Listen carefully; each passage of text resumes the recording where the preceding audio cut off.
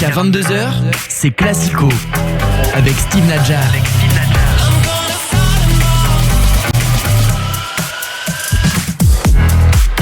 Bonsoir à tous, bienvenue dans Classico, votre émission foot sur Radio J. Merci d'être de plus en plus nombreux et nombreuses à nous rejoindre tous les lundis soirs. Merci de votre fidélité. Notre carré magique du soir est en place, positionné dans une forme de losange un peu particulier. Maître Benjamin Criel, bonsoir. Bonsoir Steve, bonsoir tout le monde. Avocat en droit social. Benjamin, tu reviens d'Aix-en-Provence. Est-ce que tu en as profité pour discuter avec des supporters marseillais? Ouais, je suis passé un petit peu. Je suis passé un petit peu au centre d'entraînement voir ce qui se passait et voilà, j'ai essayé de donner un peu ma touch. C'est une question sérieuse, peut-être que tu en as creusé dans le train. Mais écoute, non, j'en ai pas croisé. Mais bon, j'ai essayé de donner un peu mes inputs au staff, mais ça intéressait personne, donc bon. Bonsoir également Alexis Visan. Salut Alexis. Bonsoir à tous, salut. Ancien responsable commercial à Sport 5. Et puis, après Grégory Schneider lundi dernier, on a le plaisir d'accueillir une autre grande plume du sport dans Classico. Il vient nous présenter son nouveau livre où il confie son regard subjectif sur le panthéon de ces héros du ballon rond. Bonsoir Vincent Duluc. Bonsoir à tous. Et merci d'avoir accepté notre invitation. On est très heureux de vous recevoir ce soir dans Classico. Vous publiez aux éditions Solar mes légendes du football avec les illustrations de Greg. On y reviendra très longuement en deuxième partie. Chers auditeurs, vous pouvez nous écouter sur radioj.fr et sur l'application Radio Player France. Pour la vidéo, rendez-vous sur la page YouTube de Radio J. Classico épisode 48. C'est parti. Jusqu'à 22h, Steve Nadjar dans Classico sur Radio J. On démarre avec l'Olympique lyonnais. L'équipe de Peter Bosz a livré une partition très imparfaite hier à Bordeaux. Match nul, 2 buts partout. Lyon est 12e après 17 journées. Et les questions sur l'adhésion du groupe au principe de jeu de l'entraîneur sont de plus en plus vives. Est-il encore trop tôt, chers messieurs, pour parler de crise? Vincent Duluc. Ah non, il n'est pas trop tôt. Quand Lyon est 12e avec 23 points... Si je dis pas de bêtises, le classement sous les yeux, mais c'est qu'il est presque trop tard. Il est un peu plus. 23. Il est plutôt trop tard que trop tôt. La crise est là parce que des mauvais choix ont été faits. À quel niveau?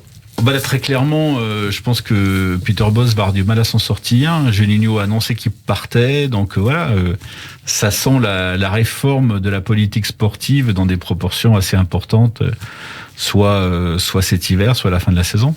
Vous pensez que le coup près pourrait tomber aussi vite pour Peter Bosz? La dernière fois qu'un entraîneur a été aussi mal classé, il a été évincé. Je veux dire, l'entraîneur de Lyon n'a pas le droit d'être 12e, que ce soit de sa faute ou pas de sa faute, ou en partie de sa faute, ou à 80% de sa faute, ou seulement à 10%.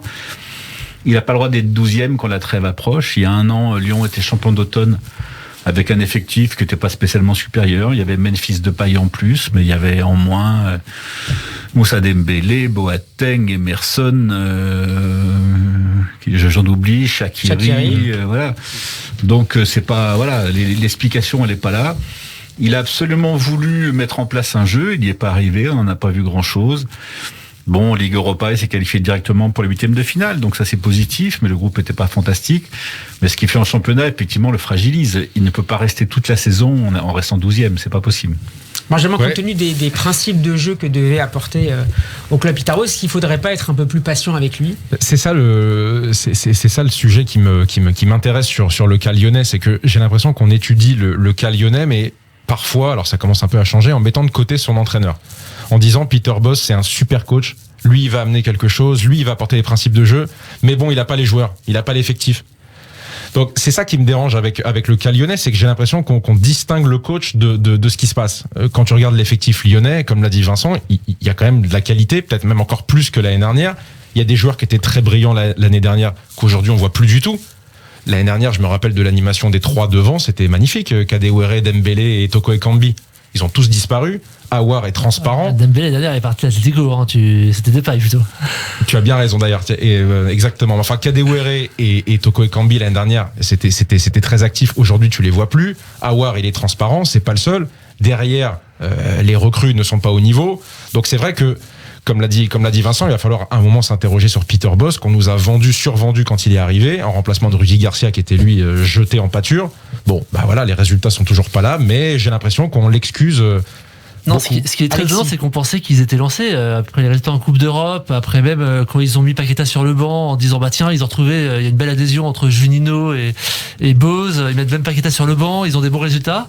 Donc on s'est dit c'est lancé, ça y est, c'est bon, il y a eu un démarrage difficile début de saison, c'est normal. Et en fait non. Et c'est vrai que c'est le match à Nice ça pose question. qui a dû laisser des traces. Le match à Nice Est-ce qui a que dû laisser des c'est- traces, mais c'est pas le seul. est-ce que c'est l'arrêt à la dernière minute d'Anthony Lopez face à Mba Niang qui évite un lundi beaucoup plus tendu à Lyon aujourd'hui? C'est possible, mais si c'est pas le lundi qui est tendu, ça sera peut-être le mardi, peut-être le mercredi, peut-être le jeudi. Donc ça fait que reculer. Enfin, je pense que maintenant, ça va même pas reculer le bilan qui va être fait. Et là, très franchement, le constat d'échec, il est là. La dernière fois qu'un entraîneur a été aussi mal classé, c'était Hubert Fournier. Qui a fini à la DTN, c'est bien. En 2015, si je dis pas de bêtises, et qui avait été remplacé la veille de Noël par Bruno Genesio. Voilà, on sait que un entraîneur peut pas résister à un aussi mauvais classement dans un club comme Lyon, et c'est valable pour Marseille, et c'est valable pour le PSG, et voilà, c'est valable sans doute pour Monaco. Et il y a une exigence et une permanence dans les résultats qui font que c'est impossible. Qu'est-ce qui a manqué hier soir, par exemple, à Lyon face Hier à soir, Bordeaux, qui mais est très tout. mal Non, mais de manière générale et en particulier à domicile? Je sais pas comment résumer l'équipe de Bordeaux. Pendant le match, je me suis dit, mais ils sont nuls. Voilà. C'est bien C'est résumé. aussi, hein, c'est un peu C'est bien résumé, Je ça. me dis, je peux faire des phrases plus longues. C'est très clair. hein. Je peux sans doute trouver d'autres arguments. Mais ça a été mon ressenti. Voilà. Je me suis dit, mais ils sont nuls. Alors après, ils sont pas complètement nuls. Ils avaient un plan de jeu. Ils avaient choisi de jouer très bas et de sortir de temps en temps, 3 fois par mi-temps à peu près. Et ça a suffi parce que Lyon défend comme des... Ça, sinon ils prennent trop de buts. Non, mais Lyon De défend manière comme des générale, minimes. c'est- Anthony Lopez est le gardien dans les 5 grands championnats, c'est le gardien qui a fait le plus d'arrêts cette année. Dans les 5 grands championnats, Lyon est l'équipe qui a subi le plus de tirs cadrés. C'est-à-dire que même le dernier de Liga, le dernier de Première Ligue, le dernier de Bundesliga a subi moins de tirs cadrés que Lyon. 64 arrêts pour Anthony Donc Lopez. voilà, donc de toute façon, c'est complètement injouable. Donc ce qui a manqué hier, c'est un peu les mêmes choses qui a manqué jusque-là. Et alors c'est cruel pour Peter Bosz, qui est un gars plutôt intéressant. J'aime beaucoup l'entendre parler de football, mais quand je vois ses équipes, je suis obligé de constater qu'il y a beaucoup d'écart entre la manière dont il parle de foot et la manière dont son équipe joue. Et c'est quelque chose qui avait déjà été ressenti dans ces 2 derniers clubs au moment où il avait été en situation d'échec au Bayer Leverkusen et au Borussia Dortmund. Et d'ailleurs, quand Benjamin parlait du match à Nice, c'est vrai que c'est pareil. Le match à Nice, ça a été vu et Peter Bosz le disait, bah, c'est ce qui se basait, c'est improbable. Enfin, ça s'explique pas. Et en fait, c'est déjà une erreur d'analyse dès ce moment-là parce que c'est pas improbable. Non, mais tu prends trop de buts depuis le départ. Donc, oui, bien ça arrive sûr. sur un match, ça arrive sur des situations, t'as pas de chance, mais c'est pas improbable. Sauf Et il y a que là- déjà une analyse qui est C'est trop.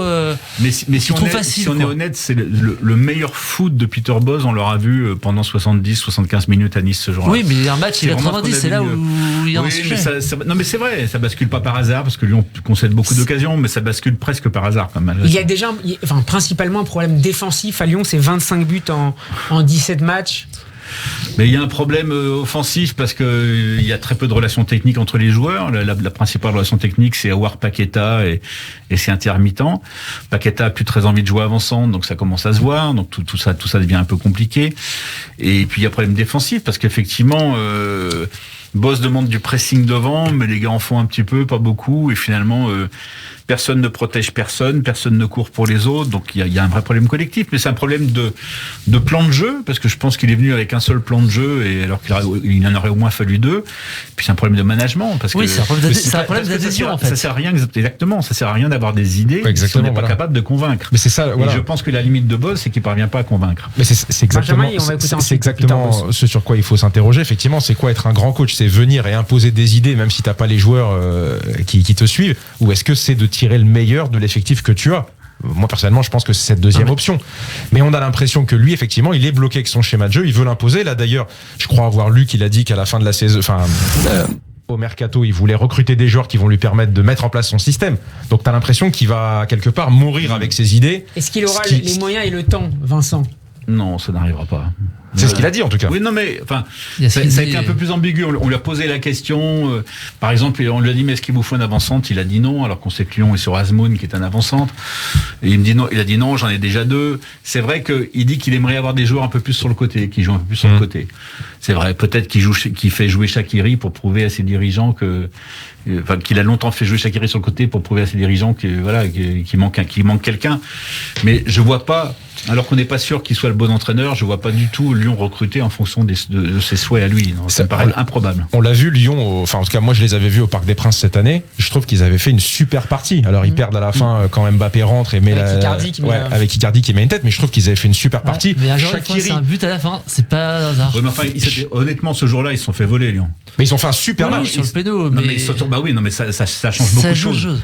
Ce jour-là, mais comme c'est pas que sur ce match-là, c'est le problème. Oui, mais le péno, ce jour-là est scandaleux. Ouais. Mais ce jour-là, Shaqiri il fait un match génial au milieu de terrain. Il fait un match très intéressant. Il fait son meilleur match. Franchement, il fait son meilleur match. Il fait un match très différent. J'étais avec toi au stade, c'est un peu différent. Mais c'est très intéressant comme match. En tout cas, Paqueta fait un grand match ce soir. Ouais, mais ça a montré. Moi, je trouve que Shaqiri ce soir-là, il a montré qu'il apportait quelque chose. Après, qui a complètement disparu.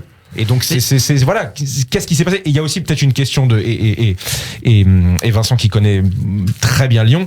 Qu'est-ce qui se passe aussi avec Juninho? C'est quoi sa place? Que ça passe pas? Les jeunes, les Lyonnais. On va en reparler justement. Je te jette des débats comme ça. Je vais lancer pour remettre sur l'adhésion des joueurs. On voit que Paqueta effectivement a accepté de jouer neuf pour compenser les blessures. Ça lui va pas. Là, il se dit, bah attends, il y a les blessures, ils sont revenus. Dembélé sur le banc, je comprends pas. Et on parle d'adhésion, mais c'est aussi à ce niveau-là où il y a un discours qui a pas été tenu ou pas été respecté. Ouais. Bon bah là-dessus, Paqueta, et on l'a vu encore hier, il a pas un comportement non plus toujours parfait. C'est-à-dire qu'il y a. Je dis pas, mais il y a un moment, l'adhésion, tu dois aussi l'avoir par rapport à ça. Il est un joueur tellement important qu'il a envie de se soustraire un peu au collectif et aux obligations des autres. Mais donc en fait, le poison est un peu partout en ce moment. Peter Bosz qui était interrogé hier soir par nos confrères de Prime Video sur son passage le passage de son équipe en 3-4-3. Hier, on l'écoute. C'est jamais facile pendant la saison de changer le système parce qu'on n'a pas beaucoup de temps de s'entraîner ça. Quand tu joues 2 matchs par semaine, c'est pas facile. Mais je crois que les joueurs, ils ont au moins bien fait ça. Mais on a vu les 2 buts et aussi des autres occasions. Ça sont les fautes individuelles. Et ça, c'est, à mon avis, rien à voir avec le système. Rien à voir avec le système de jeu, mais d'abord des fautes individuelles. Est-ce que vous partagez ce constat de Peter Bosz, Vincent Duluc? C'est compliqué de dire que ça n'a rien à voir avec le système alors qu'il a failli perdre le match pour avoir aligné une défense dans les 10 dernières minutes qui était de droite à gauche, Malo Gusto, Damien Da Silva, un Thiago Mendes, Castello Luqueba et Karl Toko Ekambi. C'est quand même la défense la plus improbable de l'histoire du club. Et ça après la blessure de Denayer. Voilà, et ça donnait n'importe quoi. C'est-à-dire qu'à chaque centre, ils étaient à la rue et ils ont failli prendre des buts parce qu'ils gagnaient pas les duels. Enfin voilà, n'importe quoi. Donc il y a un lien quand même entre le système et le résultat. Après, il a un peu raison. La faute de Malo Gusto sur le 2e but, c'est pas une question de système. Il perd un ballon dans une zone où il ne doit pas le perdre, mais il perd un ballon parce qu'il a 18 ans, parce que tout le monde pense qu'il est 10 fois meilleur que Léo Dubois, parce qu'il est la star de Twitter, alors que c'est un môme de 18 ans qui progresse et qui sera un super joueur, mais on ne sait pas s'il sera un super joueur dans 6 mois ou dans 2 ans. Et qu'il a été placé dans une position a priori préférentielle pour lui en piston. Oui, mais c'était pas son meilleur match de la saison. Mais non, loin du meilleur, parce que sur le but, il est coupable, etc. Donc sur le premier but, il est coupable, et sur le 2e aussi.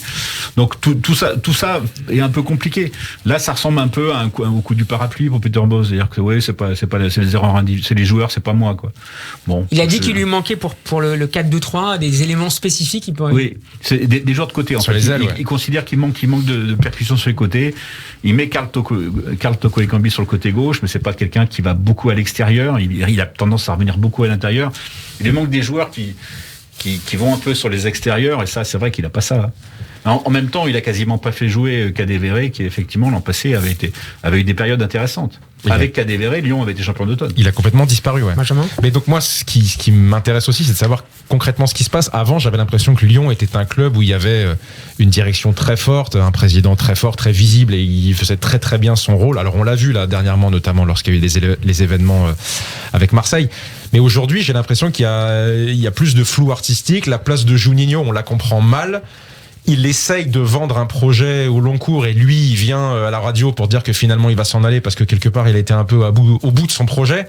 Donc c'est vrai qu'on a un peu du mal à voir. Je sais qu'avec la direction générale du club aussi, monsieur Ponceau, pareil. Voilà, j'ai l'impression qu'aujourd'hui le projet lyonnais est moins clair qu'auparavant, et je me demande si ça rejaillit pas sur les joueurs qui sentent eux-mêmes qu'ils sont dans un projet qui est peut-être moins durable en fait. Est-ce que cette interview de Juninho et RMC est une date charnière, rupture dans cette saison lyonnaise un peu particulière? Moi en tout cas, il m'a surpris. C'est vrai que Juninho, quand il parle, on s'attend pas spécialement à ça de l'extérieur. Alors on n'a pas forcément tous les détails à l'intérieur, mais le timing est surprenant, mais même le fait qu'il souhaite partir, alors qu'en fait il semblait être la base du futur projet que Jean-Michel Aulas voulait mettre en place, parce que on a l'impression que ça fait plusieurs années que Jean-Michel Aulas, il veut un peu, entre guillemets, alors je sais pas si c'est vrai ou si c'est de l'image, mais un peu déléguer la partie sportive à un top manager. Alors ça a été Garcia avant, après ça a été Juninho, et il n'y arrive pas, quoi. Dans le club, dans le niveau du management, dans la manière dont c'est structuré ou géré, en tout cas, il n'arrive pas à mettre en place une délégation. Et ça doit poser problème quelque part. Alors après, j'ai pas tous les insights. Vincent, quelles sont les relations justement entre Juninho et Vincent Ponceau, le directeur général du football? Elles sont fluctuantes, elles ont été assez mauvaises au début, y compris pendant le Final Four de Ligue des Champions, il y a 1 an et demi à Lisbonne. Elles s'étaient normalisées la saison dernière.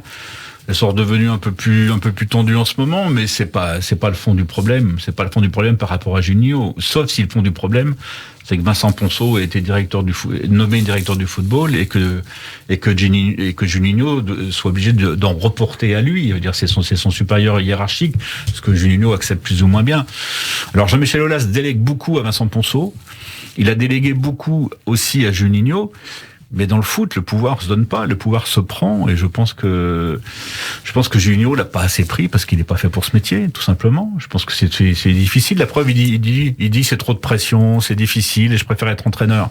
Et ça montre c'est quand même globalement son peu de lucidité par rapport à tout ça. C'était imprévisible par rapport, encore une fois, on revoit la scène où, parce que ça a beaucoup été communiqué, quand ils ont mis Paqueta sur le banc, c'était Juninho qui a posé ses règles, on a fixé des règles, on a machin. On se dit, bah tiens, il tient bien le club, et en fait, c'est du flanc, mais à ce moment-là, on ne sait pas. À ce moment-là, on a l'impression qu'il tient bien. Ouais, vous savez pas. Mais Juninho, on sait très bien pourquoi il est venu. Au début, quand il est arrivé à Lyon, Jean-Michel Aulas avait l'intention de sauver Bruno Genesio grâce à Juninho. En fait, quand il prend contact avec Juninho, c'est pour calmer les supporters et se dire, si je calme les supporters avec Juninho, je vais pouvoir garder Bruno Genesio. Il croyait à Genesio, il croyait à Florian Maurice. Bon, il avait sans doute pas totalement tort quand on voit le boulot qu'ils font à Rennes actuellement, mais il n'a pas pu résister à la vindicte populaire autour de Genesio après la demi-finale perdue de Coupe de France contre Rennes. Donc après, il s'est trouvé avec Juninho, il lui a donné les pleins pouvoirs. Juninho s'est trompé avec Silvinho. Il a pris Rudy Garcia plutôt que Laurent Blanc et Jean-Louis Gasset qui étaient d'accord pour venir ensemble. Il prend Peter Bosz parce qu'il adore parler tactique avec lui. Mais Juninho, il passe son temps à parler de tactique avec le coach, avec les adjoints, avec tout le monde. Un directeur sportif, il n'est pas là pour passer son temps à parler de tactique, il est là pour préparer la politique sportive du club. Mais je pense qu'il y a toute une face du boulot de directeur sportif qu'il assume moins, qu'il intéresse moins. Et cette interview est catastrophique à la fois sur le fond et sur la forme, parce que personne dans le club est au courant. Ils sont tous tombés de l'armoire.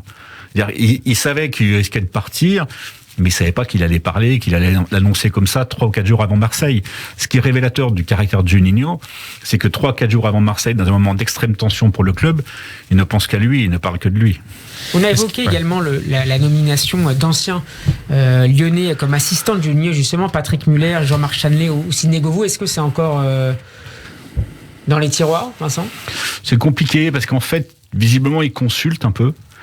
À Lyon, ils consultent un peu avec les anciens, ils essaient d'avoir leurs idées, leurs retours, etc. C'est quelque chose qu'ils ont toujours fait. C'est pas parce qu'ils les consultent qu'ils vont les embaucher. Voilà, j'en sais rien. Je sais pas encore. De toute façon, les anciens vont venir, ils vont forcément faire appel à l'expérience de ceux qui sont passés là, mais ça sera pas automatique non plus, quoi. Est-ce qu'il y a, j'ai lu et entendu qu'il y aurait un sujet, est-ce que c'est un sujet, Vincent, sur justement les Lyonnais, de l'effectif? Cherki, qui fait part de ses états d'âme, visiblement, qui est très jeune, très talentueux, mais il paraît en interne peut-être difficile aussi et revendicatif. Aouar aussi, effectivement, qui est assez transparent comparé à ce qu'il l'était auparavant et son talent. Et Lopez, c'est ça en fait les Lyonnais. Alors Malo Gusto, mais il est très jeune. Non, mais en fait, non, je trouve pas que c'est un sujet. À un moment, ça a été un sujet il y a 7, 8, 9 ans avec la génération Lacazette, Tolisso, Umtiti, etc. Ouais, parce qu'ils étaient vraiment importants. Là, dans le groupe, il y a pas plus, enfin, je trouve qu'il y a plutôt moins de problèmes avec le clan lyonnais qui n'est pas un clan qu'avec le clan brésilien, par exemple. Mais ils sont beaucoup moins forts que les Lyonnais d'antan que vous avez cités, justement. Ils sont moins forts, mais ils sont quand même très nombreux. On a encore vu un match, je crois, il y a 15 jours ou 3 semaines, où ils ont fini avec 7 joueurs formés au club. Notamment Cacré. Donc, il y en a toujours. Cacré, ouais, aussi, ouais. C'est-à-dire que vous avez effectivement, vous avez Luqueba, vous avez Malo Gusto, vous avez Lopez, vous avez Cacré, vous avez Aouar, vous avez Cherki. Et j'en oublie encore. Donc non, ils ont, ouais, il y a encore du monde, derrière. Mais ce sont des très jeunes joueurs. Mais sur Cherki, ça a toujours existé. Les commentaires sur les jeunes joueurs qui apparaissent. Moi, je me souviens de ce que disait la génération Juninho quand Benzema est arrivé à l'OL. Ouais, c'était un peu pareil. C'était exactement la même chose. Il est mal élevé, c'est un sale gosse, il faut qu'il apprenne la vie, etc. Pareil pour Ben Arfa. Les vieux disent toujours la même. Ben Arfa, c'est pire, il filait des gifles. Mais les vieux disent toujours la même chose pour les jeunes, quelles que soient les générations. Ouais. Et pas qu'à Lyon. Vincent, vous avez retenu 2 Lyonnais dans votre top 25. L'un d'entre eux s'appelle Serge Chiesa, l'un des plus beaux artistes du championnat de France dans les années 70. Vous suivez Lyon depuis, je crois, plus de 30 ans maintenant. Ouais. Est-ce que ces anciens ont toujours dans ce club une aura, un statut un peu particulier, plus qu'ailleurs peut-être? Je crois pas. Je crois que c'est pareil partout. Je crois que selon les générations, tout le monde vit avec le souvenir des grands anciens. Moi, mon père est stéphanois et il m'a toujours parlé de Rachid Mekloufi dans les années 60. Tout le monde vit comme ça avec des figures qui sont. Je veux dire, les vieux Marseillais parlent de Josip Skoblar et de Roger Magnusson. Enfin voilà, je pense que ils ont eu moins d'influence dans leur club. Ils ont moins d'influence après parce qu'ils n'ont pas réussi à prendre le pouvoir. Josip Skoblar a essayé à l'OM, il a échoué. Voilà. Et là, je parle de Serge Chiesa. Serge Chiesa, lui, il est rentré en Auvergne. Il a plus jamais voulu avoir quoi que ce soit à faire avec le foot. Il a jamais été entraîneur. Il a jamais voulu être dirigeant. Ce qui change à Lyon, c'est que Bernard Lacombe, lui, en avait envie et que ça a fonctionné d'abord en tandem avec Raymond Domenech et ensuite il est resté quasiment 25 ans au pouvoir. Un dernier mot sur Juninho et surtout sur sa succession. On parle de Florian Maurice. Est-ce que c'est envisageable un retour? Il va revenir. Non, ça me paraît compliqué. Je pense que alors j'en sais rien, mais si, je pense que le rêve de Florian Maurice, c'est d'être directeur sportif à Lyon, c'est ce qu'il voulait faire. L'OL ne lui avait pas proposé, là il est parti dans une aventure avec Bruno Genesio à Rennes. Je pense que dans un premier temps, le voir revenir me paraît impossible.